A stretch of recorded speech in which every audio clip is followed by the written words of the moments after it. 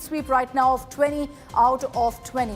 And they've gone all out in their campaign, even in Alapura, putting up someone like K.C. Venugopal. So they will be counting on ensuring that they get 20 out of 20 this time. But the left, the LDF, is trying to ensure that that is not the case, particularly in North Kerala, because Rahul Gandhi has been fielded there. Let's get you some of the images from polling day in Kerala. You had Chief Minister Pinarayi Vijayan, Shashi Tharoor, who is in the poll fray, Union Minister V. Muralidharan, V.D. Satishan, all of them coming out to cast their vote. These images of Pinarayi Vijayan from his town of Pinarayi in Kannur. Remember that in Kerala, you've got, of course, all of those big faces, the likes of Rahul Gandhi, the Thiruvananthapuram battle to watch out for. But so far, looking at the voter turnout numbers, not really up to par as what you really expect from Kerala, because in 2019, Kerala's voter turnout was upwards of 78%. Let's, in fact, bring in our reporters also on this broadcast. We've got Shibimul, who's joining us live from Thiruvananthapuram, Polami Saha, also from Thiruvananthapuram. And also, besides that, we've also got Shilpa Nair, who's joining us from Ernakulam. I'll come across to all of you in just a bit. They've been out there through the day, getting you those updates on polling day. Let's just quickly cut across to all the reactions that have come in through the day from Kerala.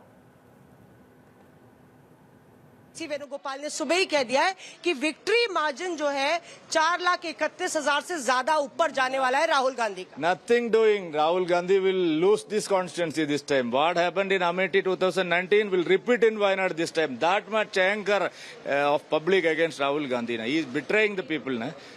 See, after 6 p.m. today, the Congress party and Rahul Gandhi will announce his candidature in Amethi. Rahul Gandhi ji का tourist visa है ना, मुझे permanent visa है. आज शाम 6 बजे के पास बाद राहुल गांधी जी का candidature will announce Amethi.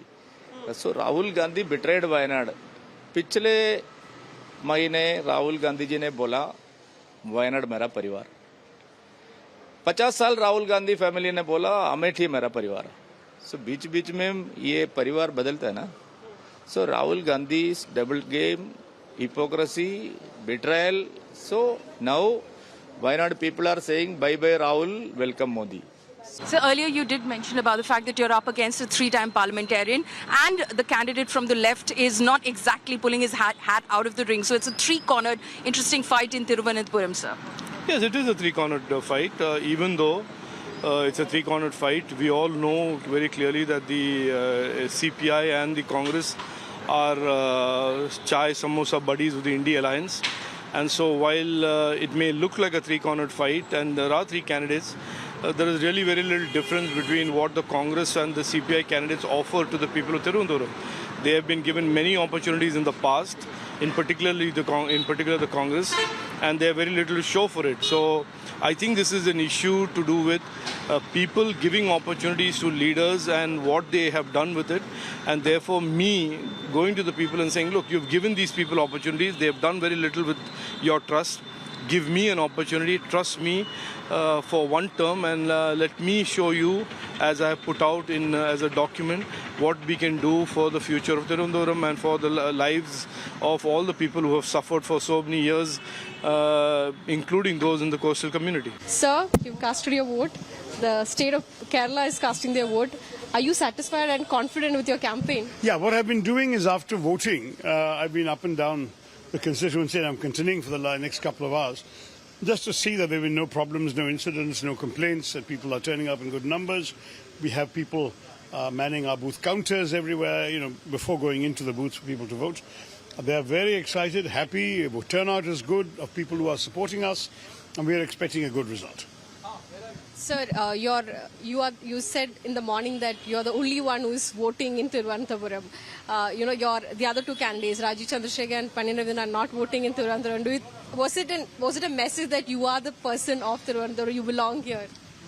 Well, it certainly struck me that some of the comments being made by others deserved a fitting reply, in that at least the question of my commitment to Thiruvananthapuram is visibly demonstrated. I voted in every election here, whether a state, assembly or municipality. I come, I stay, I vote. I have no address anywhere else in the world other than a Sarkari Bangala, which is because of the kindness of the voters of Thiruvananthapuram. And therefore, I'm here and I wanted to show them that my commitment to Thiruvananthapuram is absolute. Anil, you have just cast your vote from Thiruvananthapuram. How do you see the contest panning out this time? Do you think that the BJP will be able to open its account in Kerala? There is no question about it. This is a national election. It's not an election to choose a few MPs. And we are very sure that in the national stage we are getting more than 370 seats for our party, more than 400 seats for our coalition. And this time, so far we have never won a seat in Kerala, but this time we are going to create history. Last time we had double-digit votes for the first time. This time we are strongly contesting in double-digit seats. We are expecting to win most of them, and one of them will definitely be Pathanamthitta. So yes, we will definitely open our account. It's not just we will open our account, we will be contributing multiple seats to our tally of 370 plus this time. So you re-entering the Lok Sabha hurdle, you're expecting to sweep the UDF with Congress, expecting to sweep Kerala? Certainly, we are going to sweep. That is what the ground report. I'm not telling with my words. I'm not an astrologer, but the field report is very clear. I think you also, media reports are also there. We are going to sweep entire Kerala. Sir, after first phase, the Prime Minister attacked the manifesto of the Congress party repeatedly, not once, twice, thrice. What do you have to say about that? He is very much worried about the first phase of election. The ground report is like that also. We are winning seats, maximum seats. The Prime Minister is panicking. That is why he is abusing Congress party and our manifesto. On the other hand, it is good. He is talking about our manifesto. Manifesto, this is not the manifesto. Manifesto is a big things are there. 5 guarantees are there. That, I think, let the Prime Minister publish it. Rahul Gandhi increasing his vote margin in Wayanad? Certainly, because Rahul Gandhi is the person who is fighting for democracy in this country, who is fighting for constitution in this country, who is fighting for good government in this country, who is fighting for poor people of this country. Big day for you, big day for the UDF here in Kerala. Your message to the voters first. We have got a very positive response during the entire campaign spree. I'm very sure that Congress and UDF would have a historical victory in Kerala. And this would be a landslide victory. And this would be a record margin in the electoral history of Karnataka. Last time I won with a margin of 1,69,000 against P. Rajiv, who's a veteran CPIM leader and former Rajya Sabha MP. And the response from the voters, from all sectors, from the coastal belt, from the agricultural sector, from the urban places, everybody is fed up of both the state and central governments, and we expect a landslide victory in this election. Okay, let me just break down for you the voter turnout quickly in the state of Kerala. And even as you're looking at those numbers trickling in, I want to break down for you what the districts currently look like. What are the different seats? What is the voting percentage there? Right now, the overall turnout, and we'll just take a look at that with regards to the EC figures as of 5 p.m. So you see that always the numbers have been around 75% averaging it out. Last time in 2019 was 78%. This time so far 64%. That's still 5. There's still a 1 hour gap that needs to be counted in. But can it actually reach a 78% seems highly unlikely. So it looks much lower than what it was in 2019. If I were to break that down and take a look at some of the urban seats, let's take a look at Thiruvananthapuram, at what the voting percentage looks like in Trivandrum.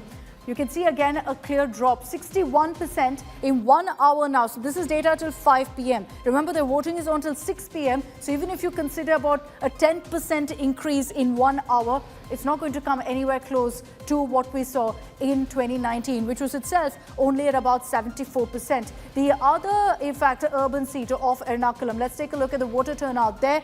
Again, not really the numbers you'd expect, again at about 64%. So it's essentially the urban seats, just like you see in every other part of the country, that's pulling down the overall voter turnout of Kerala. But like I said, the overall voter turnout, if you look at, is much lesser and doesn't look like it'll reach up to 78% right now. Let me bring in Shibimul first on this broadcast, who's joining us live from Thiruvananthapuram. Shibi, looking at the voter turnout right now, it doesn't look like it'll touch 2019 levels, which is disappointing, which is unfortunate. Yes, of course, the heat wave is one of the contributors to that perhaps, but what are the other factors? Why do you think people aren't coming out there and voting?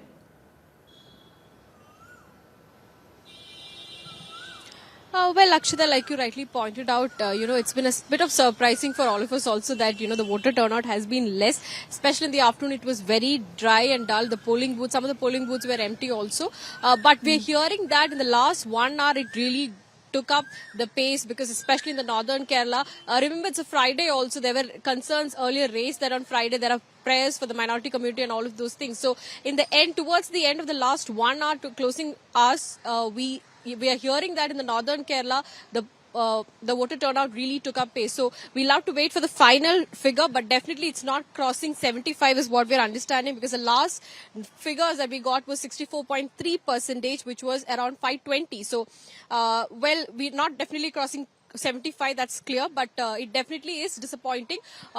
Probably the heat, of course, was one factor, and the urban voters, we expected the urban voters to come out in huge numbers this time around, but that really did not happen. Mostly in Thiruvananthapuram, if you see in the city part, Thiruvananthapuram constituency, we did not see a lot of voters coming. In the last 1 hour, 5 to 6 p.m., those numbers have gone up. So hopefully we will see a big surge really in the voter turnout. But Shibi, just stay with me. Away from the voter turnout, let's talk about the big picture here in Kerala and really the takeaways of this election battle. And we'll take a look at really what the NDA is looking to achieve before I take this across to Paulami Saha as well. Now, historically, if you look at the vote share in Kerala, the NDA, the BJP hasn't been able to fare very well. And these numbers are proof of that. Just take a look at this row first. You can see that their numbers have pretty much just about reached double digit. 2019 has been their best performance since 2004, and it's at 15%. The BJP, the NDA is looking to really build momentum here, looking to eat into the Erava and Nair vote share of the LDF and the UDF and thereby better this particular number. If I were to break that down further and take a look at really what the BJP vote share individually away from the NDA has been, it's at 13%. Now they're talking about reaching 20% plus, which is going to be a huge jump. Largely dependent on that is a couple of seats, and we'll talk about that. The first one is that of Thiruvananthapuram. So why really are they looking at Thiruvananthapuram? You've got, of course, the BJP fielding Rajiv Chandrasekhar there to take on incumbent MP Shashi Tharoor, who's looking for a fourth term as MP. Paniyan Ravindran is another big player in Thiruvananthapuram. Now, if we look at really what the results looked like earlier in Trivandrum and compare that to now, there's a reason that the BJP is saying that, look, maybe we have a chance in this urban seat. And it's because of this particular number. Shashi Tharoor won comfortably in 2019. Not so much the case in 2014, but 2019 he bettered his tally. But this number here of 31% is what the BJP is eyeing. Because they came in second and pushed the left to third place, they believe that they've got a ground here, a base that they can actually work on in a Thiruvananthapuram, in a Thrissur as well. In the seat of Thrissur, you've got Suresh Gopi, who's been fielded. He's fought twice from Thrissur. In an assembly election and in a general election, he's lost both times. He's come in third place in 2019. And yet again, he's been fielded from Thrissur. So it'll be interesting to see whether he's able to make a difference. His campaign has been interesting because in most of his campaigns, he's spoken saying, you vote for me, you're voting for a union minister, making it clear that if he wins, he'll be made a union minister if the BJP comes to power in the centre. I want to bring in Paulami Saha on this. Paulami, you've been in Thiruvananthapuram for the last 24 hours. You've spoken to also the likes of Mr. Rajiv Chandrasekhar. You've spoken to Anil Antony, who's been fielded from Pathanamthitta as well. What really are the BJP's chances here? Prime Minister's visited several times. He hasn't really focused on Kerala like he's focused on Tamil Nadu, but they're counting on really building on their vote share. And they've always essentially been dug out in Kerala. So they're hoping on opening their account as well.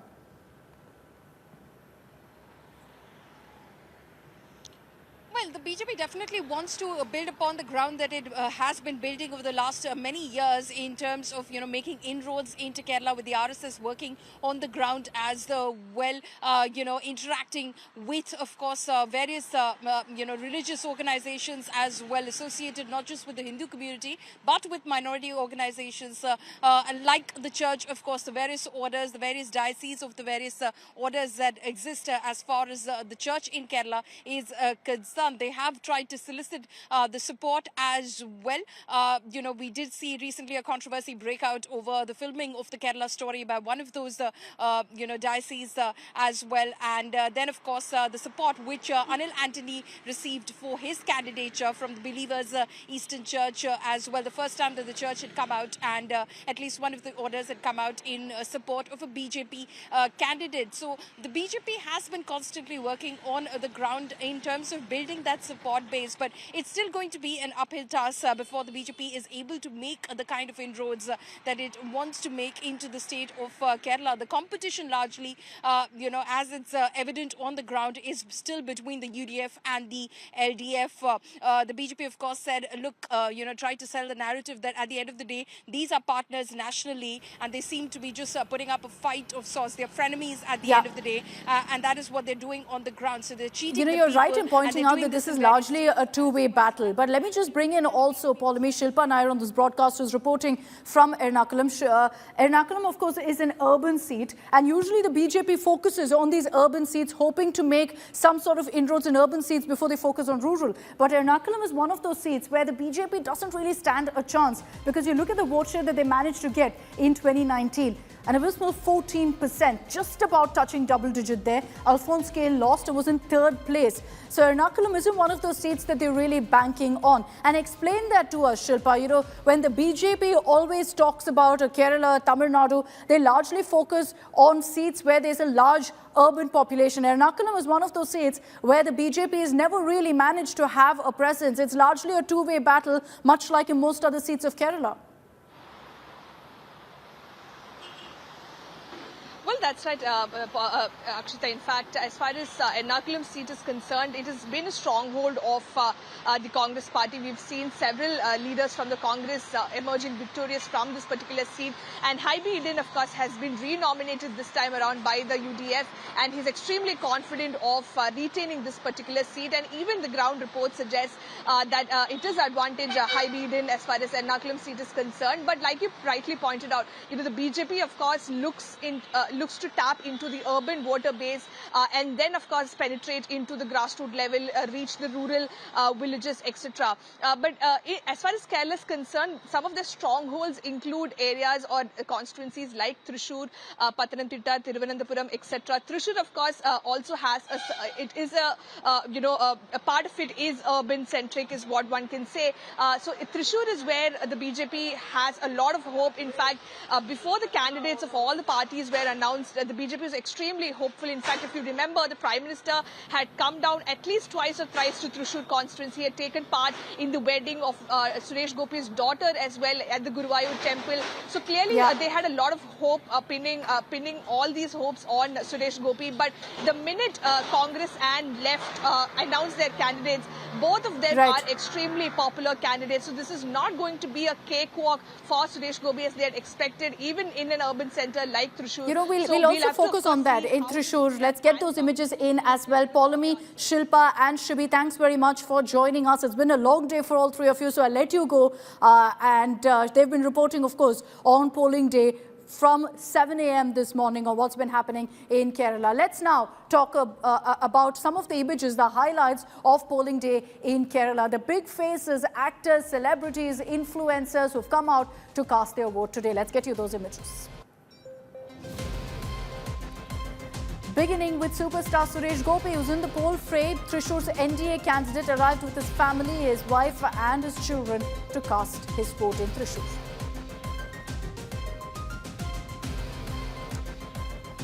Superstar Mammootty turned up at a polling booth in Kochi to cast his vote.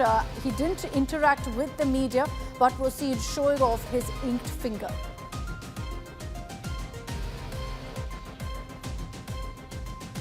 Fahad Fazil, or Fafa as he's fondly called, came to cast his vote at a polling booth in Alapura. Fahad came down from Kochi to ensure that he ensured his voice was heard and exercised his right in the democracy. He was accompanied by his father, veteran director Fazil.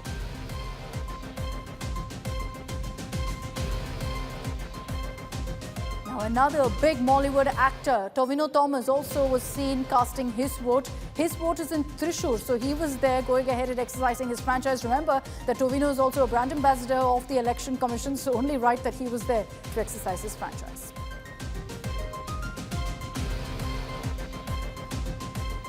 ISRO Chief Dr. Somnath also seen there on your screens. He was seen standing in line, waiting patiently along with other voters to go ahead and cast his vote in Thiruvananthapuram. Soon after, had a message for every Indian, for every Keralite to come out and exercise their franchise.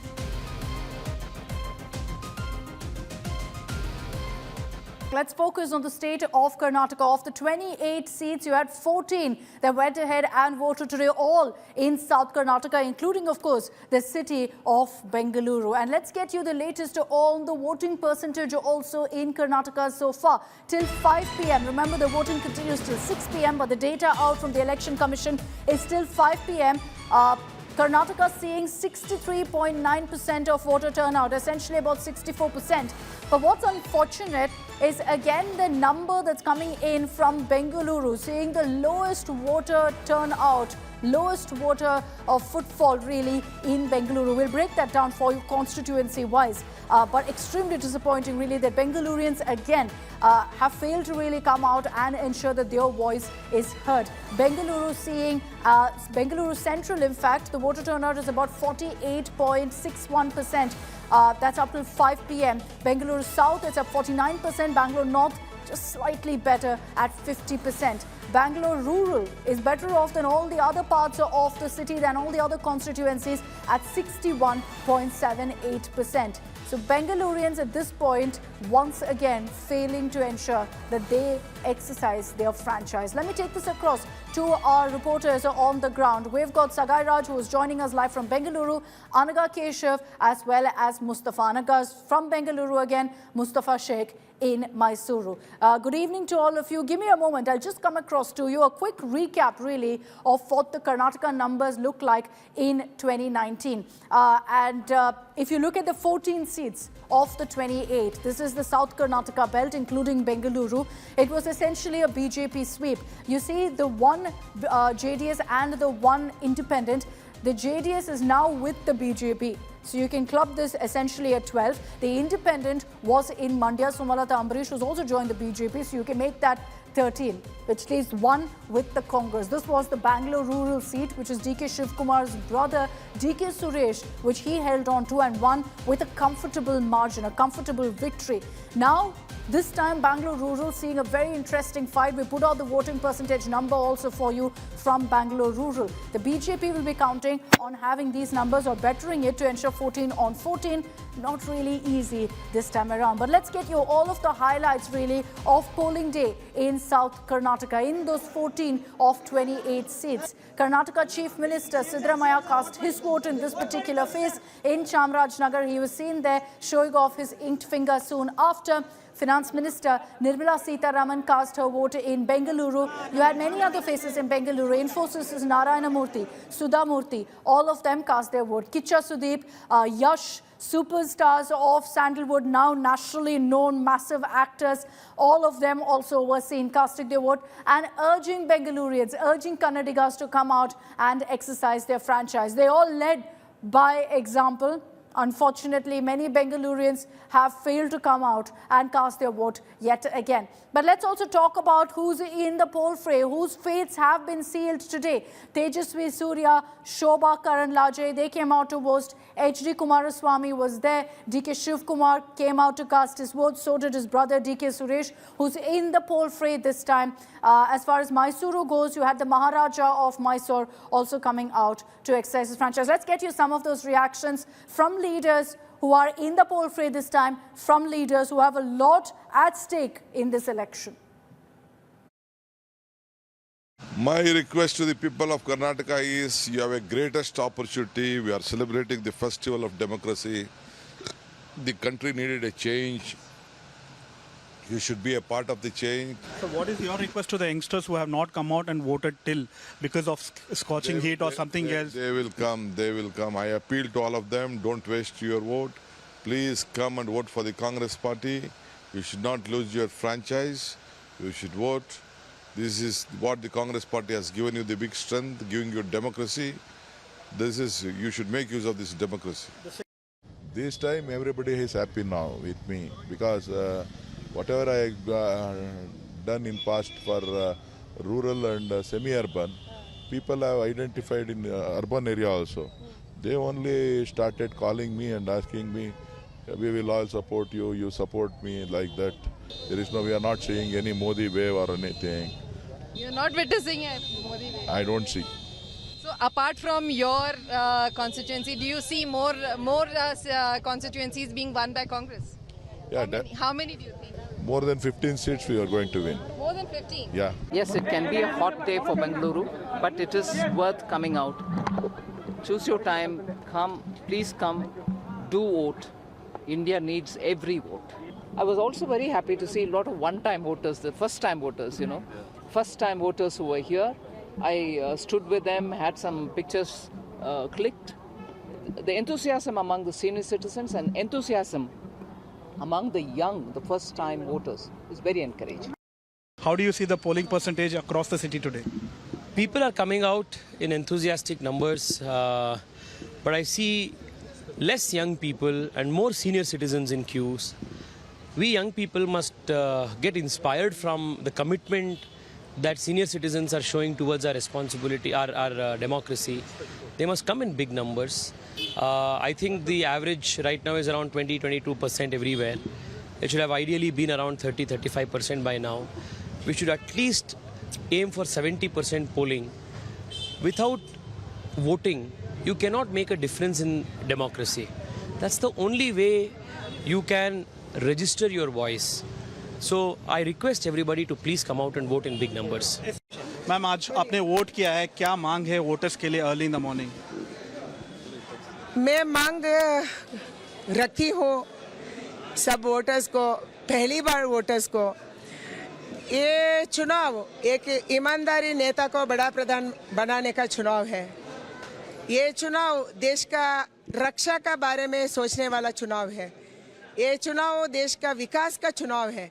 इसीलिए जरूर आप मतदान केंद्र आइए, मतदान कीजिए, ये आपका अधिकार है। एंड आप प्रजातंत्र व्यवस्था के एक उत्सव का रीति मनाने वाले हैं, इसीलिए जरूर आप आइए मतदान कीजिए।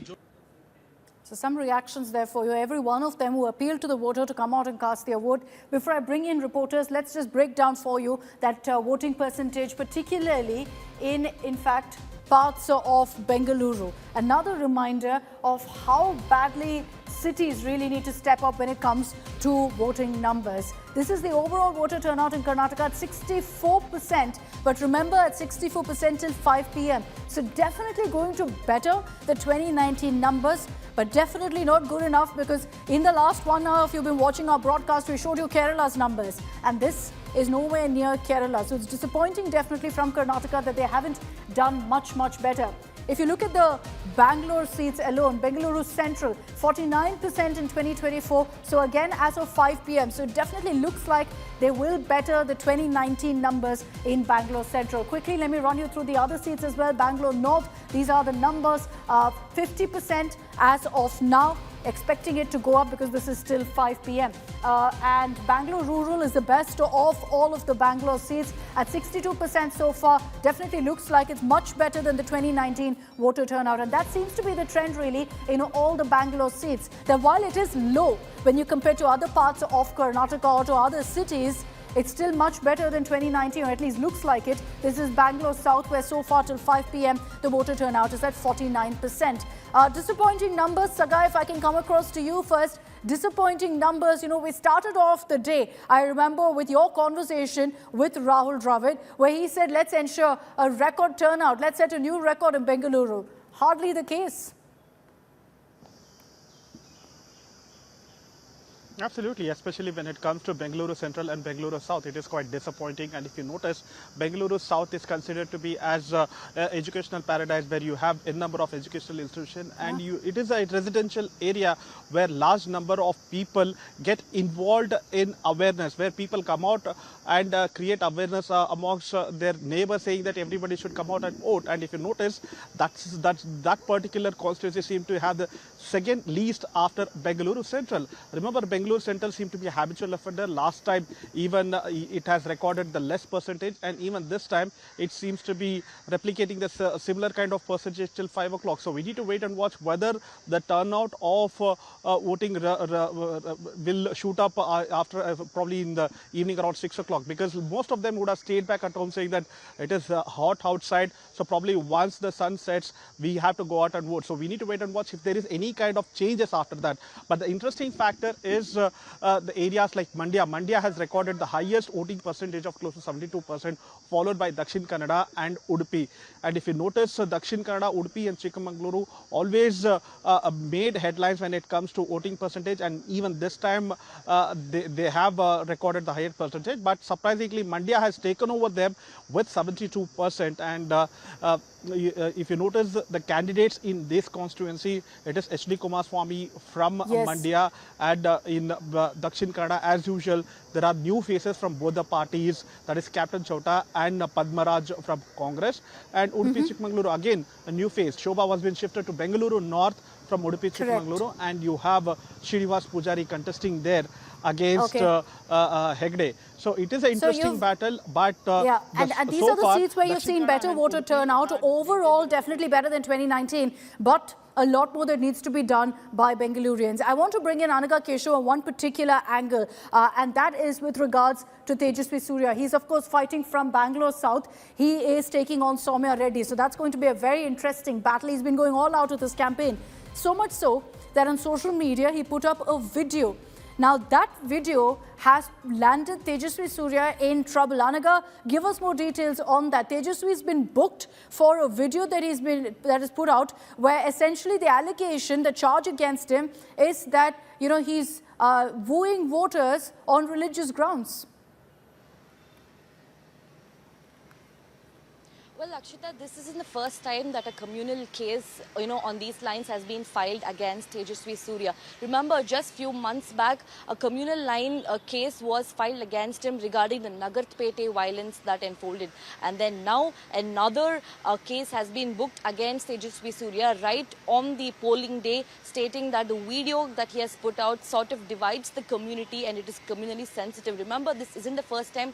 He has been booked before for the sort of communally sensitive issues that he has spoken about before, and he has even posted on social media. However, his opponent Soumya Reddy has of course cashed in on this, from day one. Remember, even in the assembly elections, Soumya Reddy lost by a mere margin of just 16 votes, Akshita. Now, this time she has been given a ticket another time to contest for the Lok Sabha polls. And when the case was booked, she stated that, I was always right. Let's vote out Tejaswi Surya and the Congress should come back to power in Bangalore South, is what Soumya Reddy stated. We need to wait and watch how the voters have reacted to this, because remember, in Bangalore South, it has always been the BJP who has been winning back to back to back. So this time around, we need to wait and watch how the voters of Bengaluru South, who have turned up in abysmally low numbers, are going to react to this. All right. Quickly, I'll get in an update also from Mustafa right now, who's joining us live from Mysuru. Mustafa, you've been there through the day. Take it away. What was the voter turnout looking like in Mysuru? We had the Maharaja of Mysuru, who's been fielded by the BJP, who also came out with his family to cast his vote earlier today.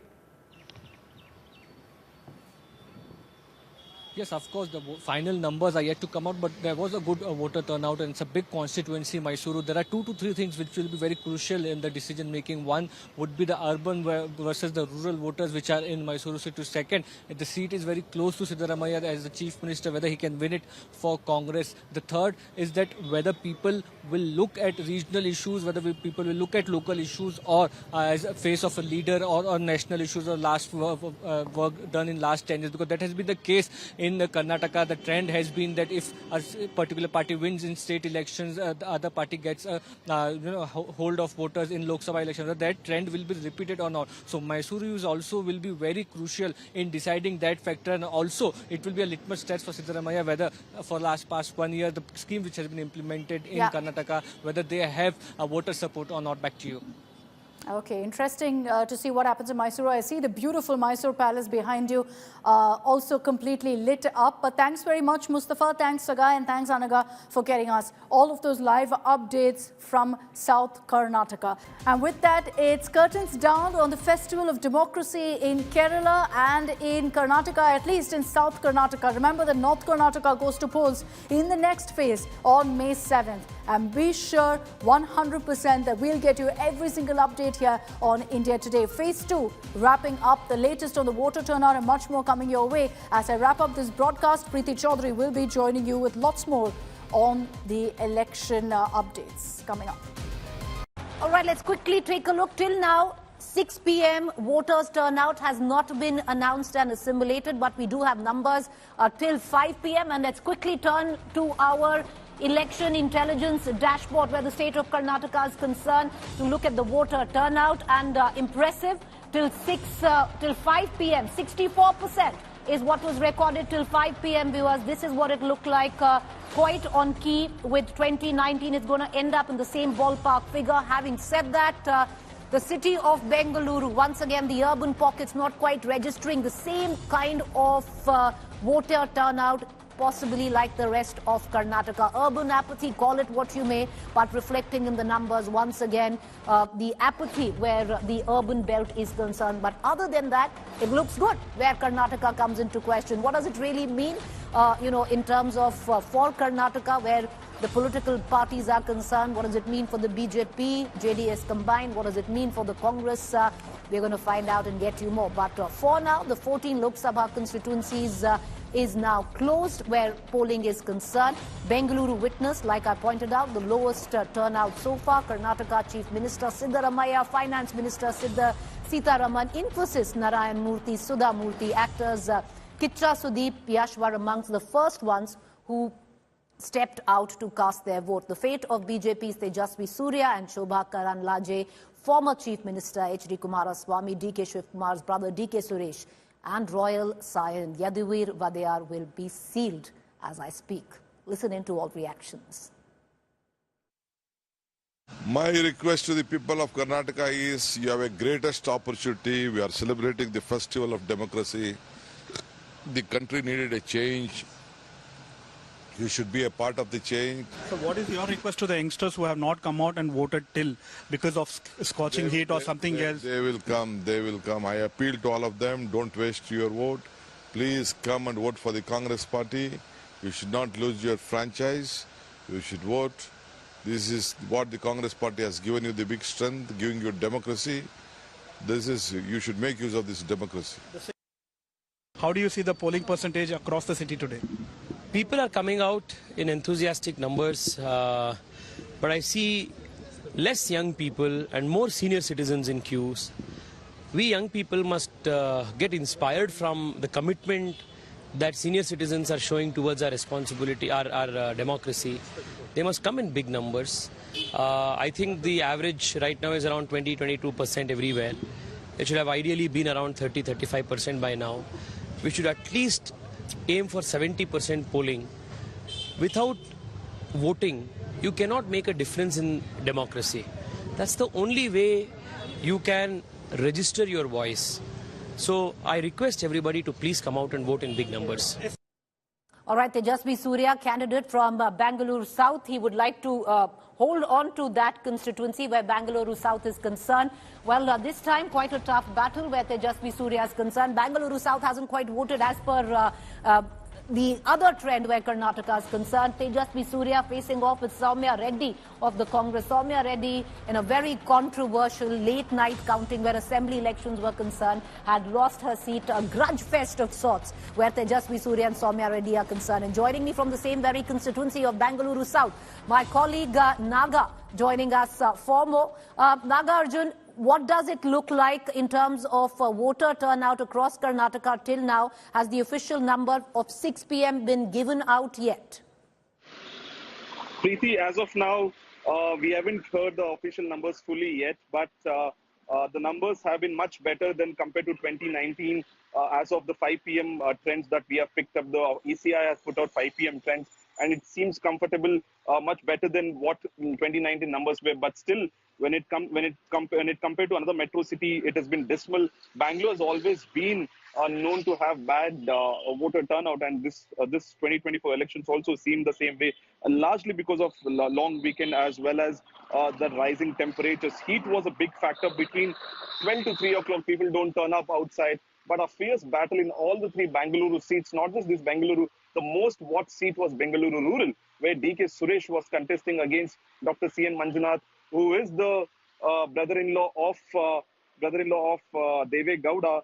So he's been contesting in Bengaluru Rural seat, as well as in Bengaluru South. You have seen Tejaswi Surya versus Soumya Reddy, another fierce battle being fought. Congress is hopeful that they will at least get 6 to 8 seats in this 14 out of the 14 seats in this phase 2 election, but we'll have to wait and watch till June 4th as to what would be the results. Well, the Congress hopeful. Anything that they'd possibly do should be better than the last time, where they landed up with just, at least in this phase, 1 seat, where Naga was telling us, which is Bengaluru Rural, there, where DK Shiv Kumar's brother DK Suresh. Appreciate you joining us, Naga. We're going to come to you for more. Let's quickly shift focus now to the state of Kerala. And what does it look like? Kerala, viewers, has voted in a single phase. All 20 seats of Kerala have gone to vote today, and the fate sealed up. These are, of course, the 2019 results. This time around, the Congress on its own would want to do better. Of course, the BJP wanting to make inroads, especially on a seat of Thiruvananthapuram. If you take a look right there, and that's an interesting one, Shashi Tharoor in contest with Rajiv Chandrasekhar, and that's the seat which many are looking at. Of course, the CPI candidate, quite a prominent local strong leader, would be cutting into whose vote. Many suggest possibly Shashi Tharoor. So, which way this contest is going to go is going to be that much more interesting. Let's quickly turn around and look at the voter turnout till about 5 p.m. Official figures till 6 p.m. are not out yet, viewers. But if you look at it till now, 5 p.m., the voter turnout is 64%. And the last time it was 78%. They still had an hour. So the cumulative figure will come, but definitely not anything close to 78%. Kerala traditionally always has come out in very strong numbers to cast their vote. And we've seen very, very high voting percentage coming in from Kerala. This a tad disappointing till now, but let's still wait for the final figure to come in on Kerala. Let's dip in, get in all the reactions coming in from the state of Kerala. 20 seats up for polling, all in phase 2. So earlier you did mention about the fact that you're up against a 3-time parliamentarian, and the candidate from the left is not exactly pulling his hat out of the ring. So it's a 3-cornered, interesting fight in Thiruvananthapuram, sir. Yes, it is a 3-cornered fight. Even though it's a 3-cornered fight, we all know very clearly that the CPI and the Congress are chai samosa buddies of the India Alliance. And so while it may look like a 3-cornered fight, and there are 3 candidates, there is really very little difference between what the Congress and the CPI candidates offer to the people of Thiruvananthapuram. They have been given many opportunities in the past, in particular the Congress, and they have very little to show for it. So I think this is an issue to do with people giving opportunities to leaders and what they have done with it. And therefore me going to the people and saying, look, you've given these people opportunities, they have done very little with your trust. Give me an opportunity, trust me for 1 term, and let me show you, as I have put out in as a document, what we can do for the future of Thiruvananthapuram and for the lives of all the people who have suffered for so many years, including those in the coastal community. Sir, you've casted your vote. The state of Kerala is casting their vote. Are you satisfied and confident with your campaign? Yeah, what I've been doing is after voting, I've been up and down the constituency, and I'm continuing for the next couple of hours, just to see that there have been no problems, no incidents, no complaints, that people are turning up in good numbers. We have people manning our booth counters everywhere, before going into the booths for people to vote. They are very excited, happy. Turnout is good of people who are supporting us. and we are expecting a good result. Sir, you said in the morning that you're the only one who is voting in Thiruvananthapuram. The other two candidates, Rajiv Chandrasekhar and Panina Rajan, are not voting in Thiruvananthapuram. Was it a message that you are the person of Thiruvananthapuram, you belong here?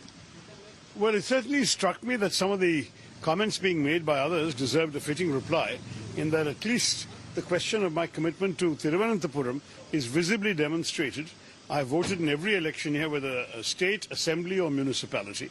I come, I stay, I vote. I have no address anywhere else in the world other than a Sarkari bungalow, which is because of the kindness of the voters of Thiruvananthapuram. And therefore, I'm here and I wanted to show them that my commitment to Thiruvananthapuram is absolute.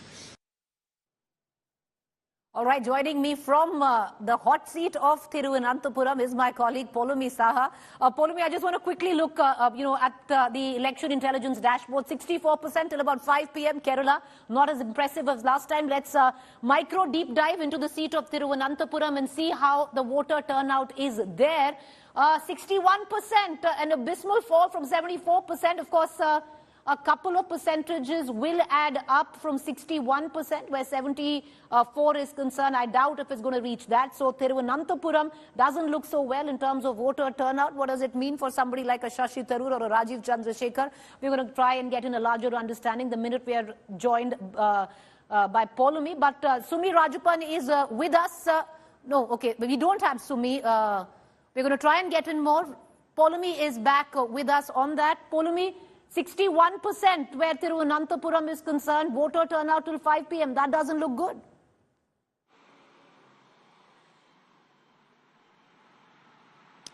That's right, Preeti. As far as Thiruvananthapuram is concerned, the voting has been pretty slow, and the overall percentage in Kerala has been slow as well. Till 5 p.m., the numbers that were trickling in were just over 60% for overall Kerala as well. But it was, from sources we heard that polling did pick up in the last 1 hour, and there was a brisk, pace of polling in the last 1 hour. So we're still waiting for that final data to come in, but it's unlikely that it's going to touch the 2019 figure of 81%, a whopping 81% who had cast their votes in the last general election from the state of Kerala. So we're just waiting for that final data to come in. It could be that, there could be some sort of a surge in the voting, but yes, as far as the urban centers Poulomi, a quick word before we cut across to Uttar Pradesh. What does it look like, especially on the seat of Thiruvananthapuram and BJP's prospects in Kerala?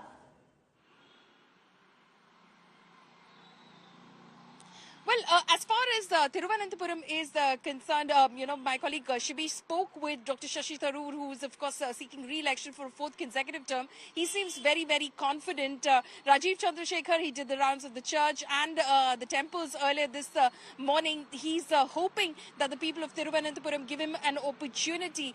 But, largely, if you start looking at the larger picture, it seems more as it has been in the past, in the 2019 Lok Sabha elections as well, a contest between the LDF and the UDF, where the UDF definitely has the edge going into this election. So that is how it's appearing as far as the contest is concerned. The BJP, again, might be able to, of course, up its vote share in the state of Kerala. But as far as seats are concerned, they have hopes, of course, from Thrissur and Thiruvananthapuram specifically.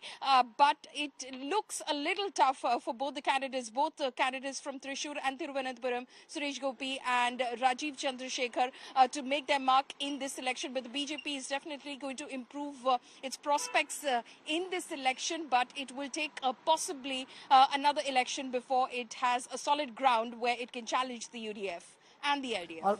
All right, Poulomi, they're getting us the latest. Let's quickly shift focus all the way down south Kerala, all the way up to Uttar Pradesh, and 8 seats of UP once again went to vote in the second phase, viewers. And let's look at now Uttar Pradesh in terms of what is the voting percentage and the turnout where Uttar Pradesh is concerned. Well, let's try and find Uttar Pradesh, and we're going to get there. But there you go. There is Uttar Pradesh there. And there you have it in terms of voter turnout for those 8 seats. Let's take a look what it looks like. This is again, viewers, I want to tell them that this is till 5 p.m. So this is going to go up. The 53% data point is going to stack up a little, but really is it going to come anything close to 63%?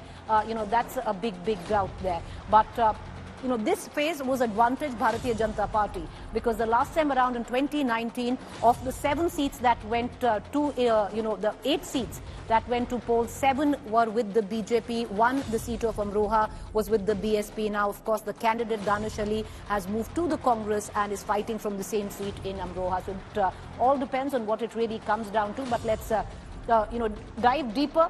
A hot seat there, the seat of Meerut. Let's look at the voter turnout there. This is where Arun Govil is contesting, and 55% till 5 p.m. That doesn't really look good where the seat of Meerut is concerned. Let's look at the seat of Mathura, where Hema Malini is contesting, where the BJP is concerned. 47%. That's abysmal till about 5 p.m. there. So doesn't look good in terms of voter turnout, where at least Uttar Pradesh comes into question.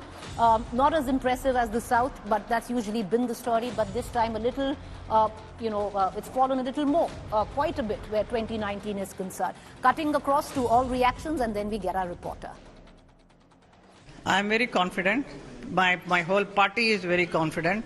My whole entire, my workers, हमारे कार्यकर्ता लोगों ने इतना काम किया है, so I am very confident. So, and I have done a lot of good work in this place, which I feel very proud of doing things, which many people who were a Sansad here could not do it.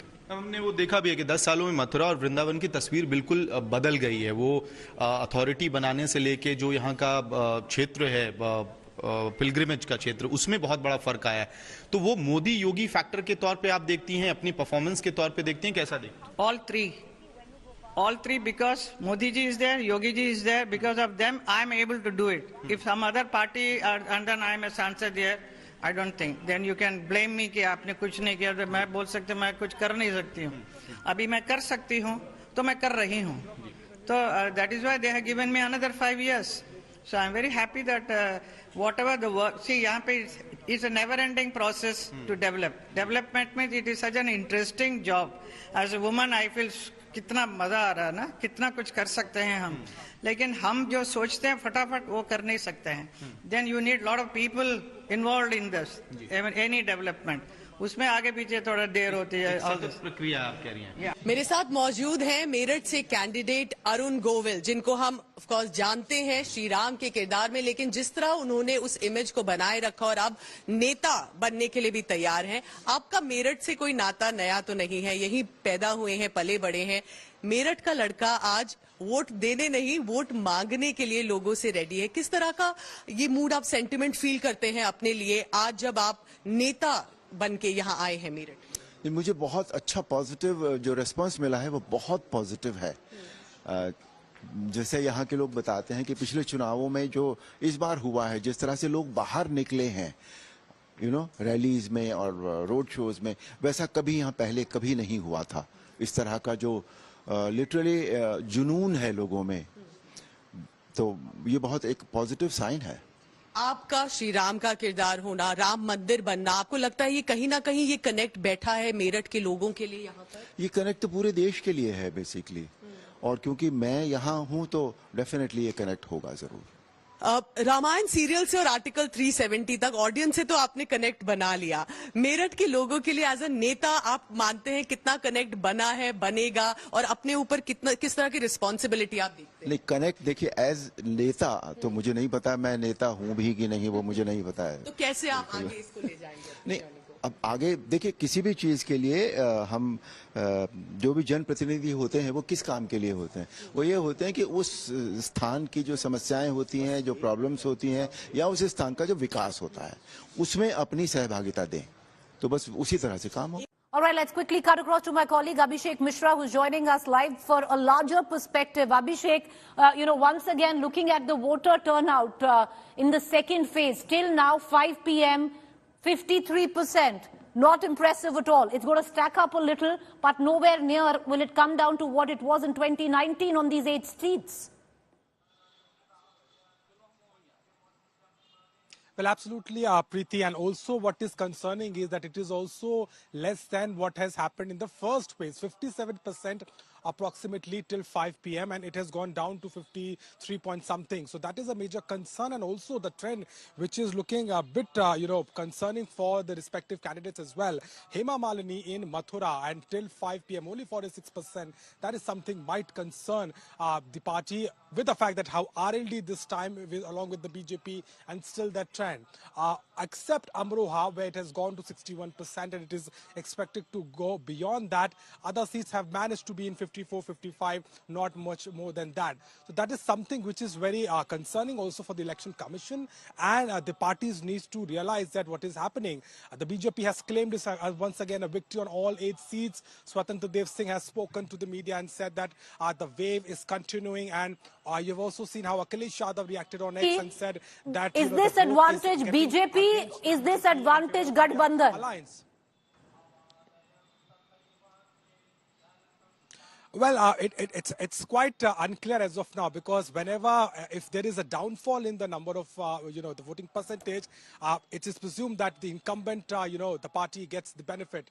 But the situation is a bit tough here, because the candidates are also giving a tough fight to the incumbent member of parliament, the BJP, because 7 is the number from the BJP and only 1 Amroha, and Danish once again is there. So except Amroha, that's what I'm saying, that is very strong. Meerut we have to see, because there also Samajwadi Party has given a good challenge, and also on the other state of Bagpat, because that is also not as expected by the BJP. So very interesting battle, and it remains to be seen in the results, of course. But very interesting, Abhishek. Thank you for joining us. We're getting news break coming in from your own state. And finally, it does seem there will be clarity by tomorrow night on Congress's CEC meeting taking place, and a decision will be made through that on the seat of Rae Bareli and Amethi. Finally, the CEC is on 2 seats. Rae Bareli, Amethi will be finalized tomorrow. Last, the CEC had left the decision to the Gandhis. However, the official clarification or the clearance has to come by the CEC. The state's election committee had proposed Rahul Gandhi's name from Amethi and Priyanka Gandhi's name from Rae Bareli. It was further cleared in screening committee on UP, also forwarded the same to the CEC. The CEC had then left the decision entirely on the Gandhi family. So will Rahul Gandhi and Priyanka Gandhi bite the bullet and contest from Uttar Pradesh? Remains to be seen. Moshmi Singh joins us all the way from Wayanad. Moshmi, are you going to pack your bags, tracking Rahul Gandhi's seat from Wayanad to Amethi? What does it look like? Preeti, I'm heading straight to the airport, and I'll assure you that you'll get all the first breaking tomorrow from the CEC meeting right here on India Today. But I can tell you that there are several permutations and combinations that could actually come forward. One is that because the CEC is being called, that means that the Gandhi family will finally get back with the names, and it could be Rahul Gandhi from Amethi, it could be Priyanka Gandhi Vadra from Rae Bareli, it could be only Rahul Gandhi from Amethi and perhaps some other name from Rae Bareli, or perhaps Priyanka Gandhi, if not willing to contest, could propose that the CEC should find another name. It could also be that both the Gandhi siblings can swap constituency. In fact, Rahul Gandhi can shift to Rae Bareli and Priyanka Gandhi could contest from Amethi. So anything, all these probabilities remain, but one likelihood which is clear, that at least one of these seats will be contested by Rahul Gandhi. All right, appreciate you joining us, Moshmi, all the way in Wayanad, packing her bags to come to Delhi, and by hopefully tomorrow she'll know whether she needs to go to Amethi, Rae Bareli or not. Thanks, Moshmi, for joining us. See you back in Delhi soon. With that, let's quickly shift focus to the state of Rajasthan. Rajasthan, once again, done and dusted. All 25 seats of Rajasthan have voted, viewers, and this is what it looks like. Not too good. Till 5 p.m., 59% as compared to 2019, 68%. Of course, there is one more hour. A bit of that percentage is going to go up, but nothing close to 68%. What does it really mean for the state of Rajasthan? Let's quickly deep dive. Let's look at Om Birla, the Speaker's constituency of Kota, and see how Kota has voted. Well, Kota right now looks 52%, not good at all. No, this is Ajmer, sorry. Let's look at Kota. There you have it. Kota is right now at 65%. Not bad. That's an impressive figure. Keeping in mind what had happened the last time around, let's look in terms of phase 1. Jodhpur is where Gajendra Shekhawat is contesting from, and the voting percentage in Gajendra Shekhawat's constituency till 5 p.m. was 58%. So not so bad right now compared to what went down in the first phase. Hello and welcome. Good evening. Namaste, namaskaram, namaskara. You're watching India Today. I'm Akshita Nandagopal on 5 Live this evening. The final hour of polling in phase 2. We've got our anchors spread across the country. It's some of the most crucial seats and most crucial states that are polling right now. To get you a roundup of all the political activity that we witnessed in these states. Over the next 1 hour, we'll get you all the details you need to know about, in fact, the election that's happened and what's expected over the next 1 hour. Paulami Saha is live from Thiruvananthapuram. We've got Pooja Shali from Meerut and Nabila Jamal from Bengaluru. Each of them will be breaking down what's happening in their respective states, and we'll be focusing, of course, on the voter turnout as well. 1 hour, the final leg of polling in phase 2 that we're going to be witnessing. And join us live here on India Today for every single update on that. Let's begin with the overall voter turnout numbers.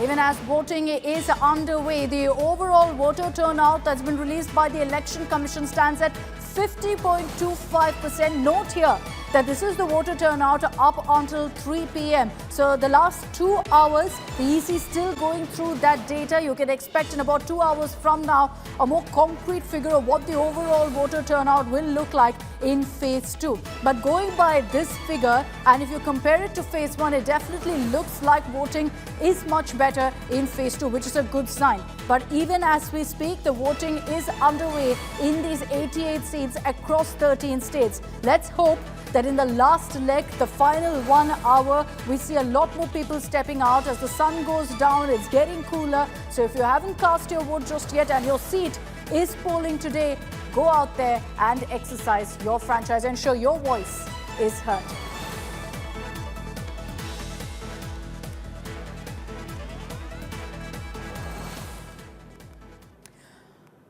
All right, let's take this state by state. The state of Kerala first. Yende Keralam, 20 seats up for grabs in Kerala. The entire state is polling as we speak. A quick look at the numbers around me here. I wasn't unfortunately able to make it to Kerala, so I've brought Kerala to me here in our studios. This is how things look back in 2019. We broke it down party-wise for you, and essentially the LDF managed to get only 1 seat out of the 20, which is why this is a huge challenge for Pinarayi Vijayan, for the LDF. We'll track all of that, but let's now get you the voter turnout in Kerala. What are the numbers looking like in Kerala?